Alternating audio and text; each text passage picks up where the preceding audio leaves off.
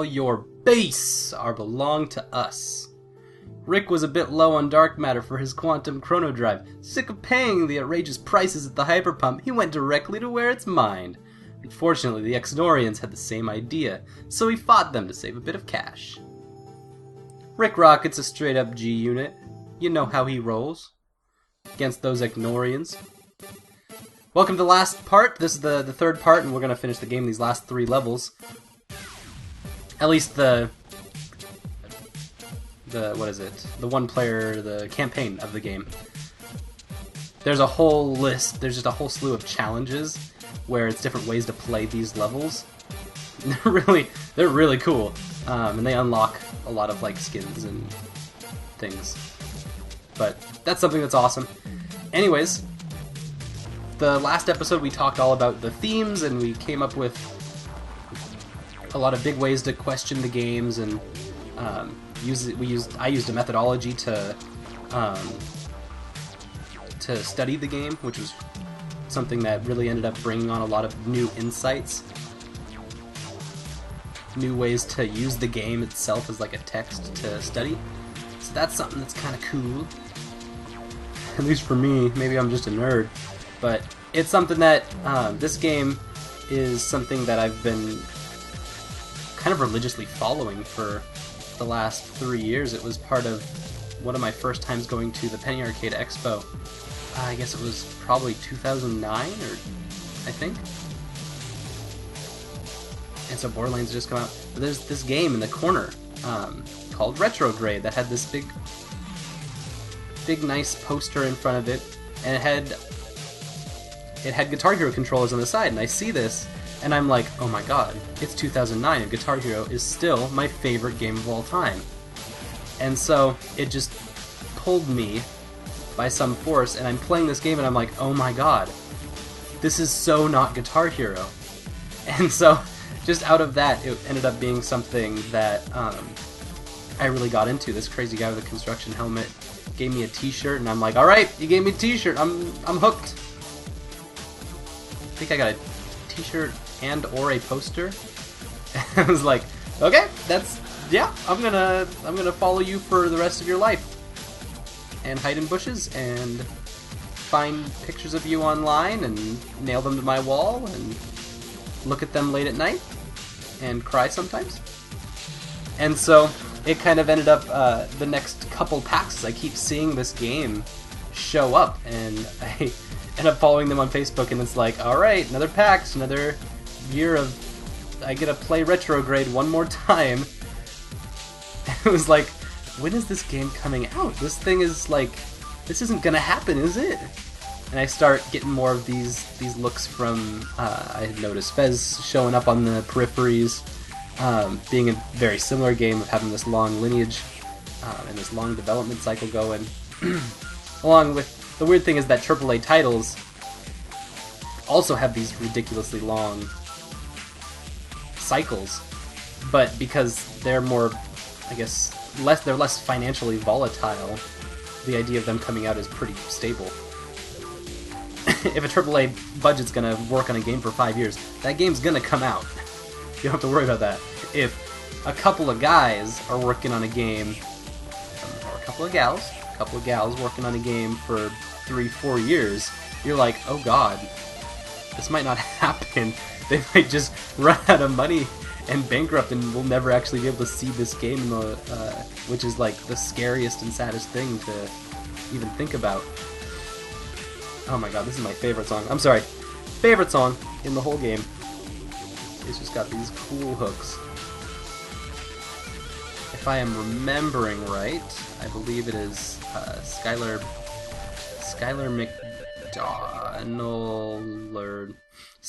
McLaughlin, that's the word, that he made the music for this game, which is so sweet. Alright, Campaign 3's done. The opposite numbering system means that we have 2 levels left to get to level 1.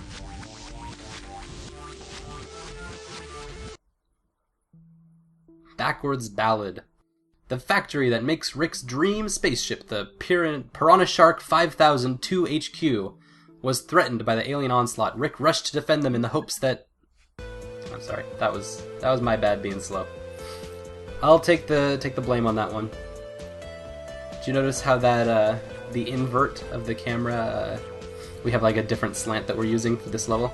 I don't know. It just looks really cool. Makes that background pop more. Anyways, I'm gonna screw up this whole level. Even though this is like the back to basics level, we're gonna just move up and down the rhythms, no crazy special stuff yet. We're just gonna fire away at this awesome beat. So basically I'm getting more amped and amped for this game to come out, and then it launches and I'm like, oh my god, this game is real. Day one, I'm grabbing it and I'm playing it and I'm like, holy crap, this is everything I could have dreamed of. I don't own a PS3 guitar controller, but I don't even care. This game is sweet. And then I get like this kind of depressed feeling after I finish it, where it's like, well, it's over now. I've kind of done everything.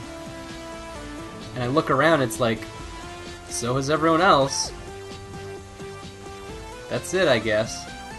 So I guess this is kind of like, I am honored that I have an outlet to be like, oh my god, check out this amazing game. It's got so many interesting hooks and deep insights into it. And it's a game that was like really lovingly made. And so it's really sad to see a game just kind of die off like that. As opposed to something like Journey, which it was also a PlayStation Network downloadable title that took off and then created its own life of its own, where you can like follow that game company and on Twitter and see all of these awesome cosplays and pictures and ways that it's kind of reinvented itself. People go back to play it multiple times, but this just never sold well enough to become that kind of viral thing. And other games like it, like Fez, but the idea is that they are out, and we couldn't be more proud. At the latest Penny Arcade Expo, he wasn't actually just a presenter of his game, he was also a panelist there, and I got to see Gilgenbach's panel, and it was one of the most beautiful things for me, just to see him talk about his second love, basically, besides his wife. And it was this just very amazing moment where, see that? They lead you on with the bullet coming at you, and they're like, nope, there's lasers there right now. Sorry, dude. Alright, fixing it up. But there was just kind of this like moment of clarity where you could see where he was like, I am so exhausted and I hurt so much just physically and psychologically, but I did it. And nobody can take that away from me. And it was just so cool. And even though Gilgenbach was just so tired and excited that this was happening and it was real, and everyone else who was there, was a lot of indie game people on the panel talking about talking about their pains, basically. Mostly to help other people not fall into the traps that they fell into. But, you know, we will, just because that's what we're gonna do anyways. But just hearing all of these, like, turning into success stories. The guy from Jamestown was also on the panel, which is also an awesome indie game, if you haven't played Jamestown. So, basically the idea is, like, indie games are not only worth the time, but also worth returning to. I don't know. I guess that's kind of all I'm saying.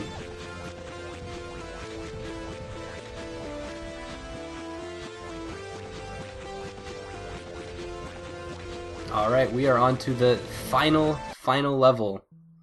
Who's the boss?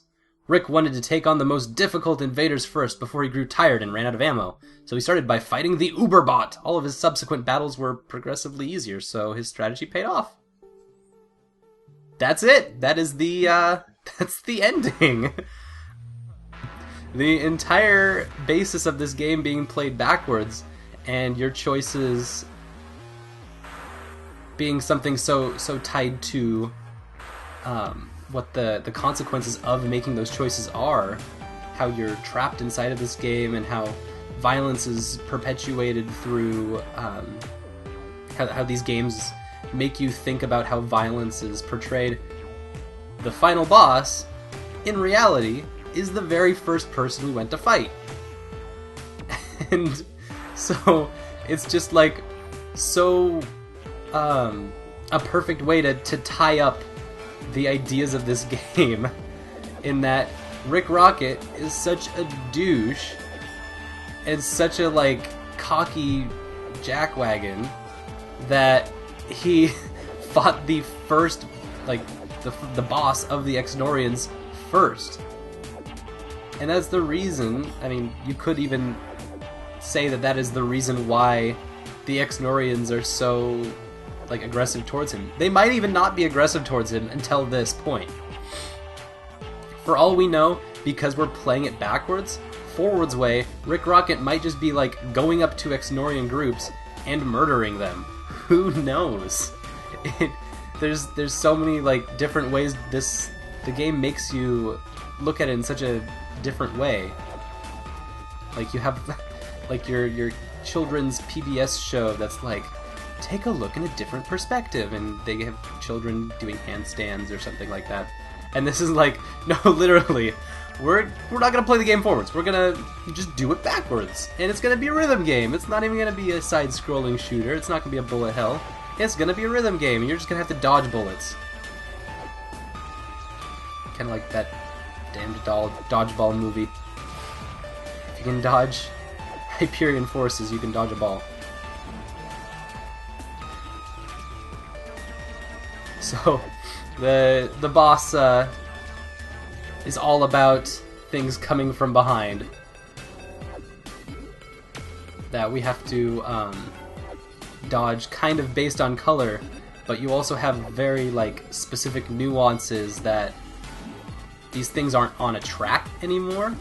They're not on one of the 4 little bits, so you have to time your ship, which is a certain size, perfectly to go up and down and follow this weird like track thing. So there I wasn't in the blue lane until a little too soon, and I got hit because I had moved into it before everything was out of the way completely.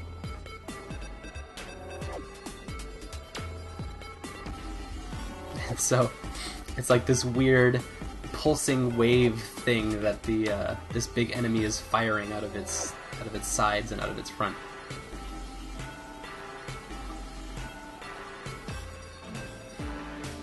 So, always changing and challenging the different ways at which your mechanics are able to be utilized.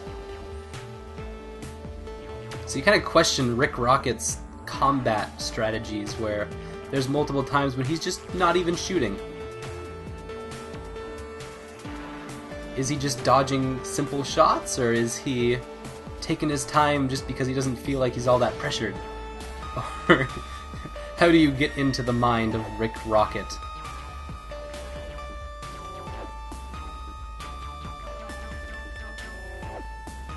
However, at the very beginning of like this level, and a lot of the other ones, he's just out the gate firing. Just tons of shots all the time, which then, when you play that backwards, you get the very beginning is always like a couple of ending shots that are like cleaning up the mess, and then at the end of the song, you're like in the groove and you're hitting the climax, which comes in that form. Alright, that's it. We beat the game. 301st on the scoreboard. That sounds like a cool thing, I guess.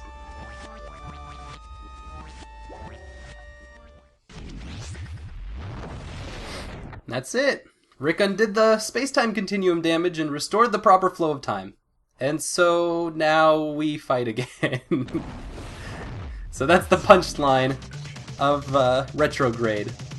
Now we are completely free to fire, and it kind of like unveils the big curtain. You kind of see the man behind the curtain, in that those bullets that we were sucking in, those light streams, are actually like the discharges of firing. It's very, very clear here that you give this big shot that is, in this case, destroying one of the letters in a name. Except for Dan Pinkston. Good guy, Dan Pinkston. Never shoot you. And so you shoot, and then it leaves behind this like residue that's a flashy color, and so that's what comes back. Scary thing is, it's like we're shooting these credits, and then we could have to maybe play this back at the end. Who knows? Anyways, this is the end of the game. This is the end of the Let's Play, basically. Sorry you have to go so soon. There's that crazy music guy with his crazy musics. And thanks for hanging out with us. If there's any other things that like has come up while watching this, or questions that you have about the game, or things that you think that I might have missed that could be looked at in the game, feel free to bring them up. I'd love to hear if there's any other critiques that people have about the game, and I love engaging with those. And thanks for really letting me just letting me share this game with you. There's some That Game Company people, if you recognize those names. Anyways, you're gonna see in the credits a lot of these are like, because there weren't many people that made the game, but there's a ton of people that helped. There's Edmund McMillan's a big name, and I think we'll probably see Notch here at the end of them. But then there's also going to be like high score people. There's that one done. Of all the years that this has been at PAX Prime, I should say. And it's just a very interesting thing, the life cycle of such a very special and interesting game.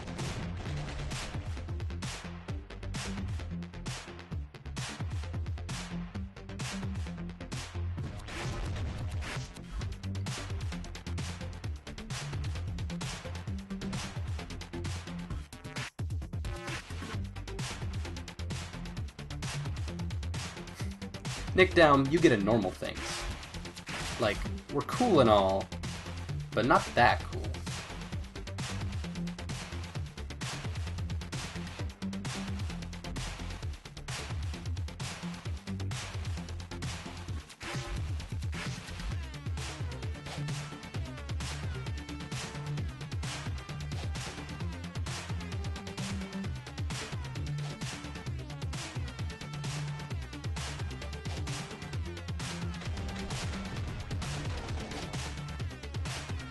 Justin Wheeler, think you're so cool.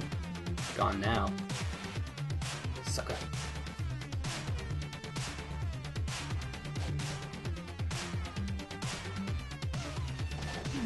I'm now kniht.